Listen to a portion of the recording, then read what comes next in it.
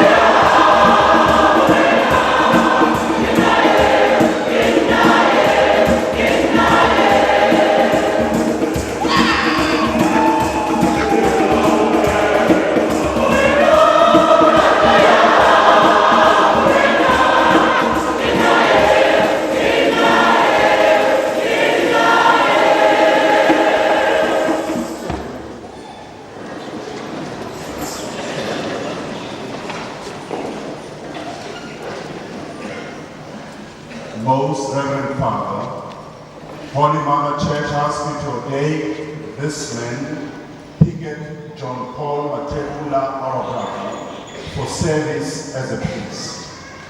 Father, do you judge him to be worthy? After inquiry among the people of Christ, and upon the recommendation of those concerned with his training, I testify that I have found him worthy. We rely on the help of the Lord God and our Savior Jesus Christ, and we choose this man, our brother, for the order of priesthood. Thanks be to God.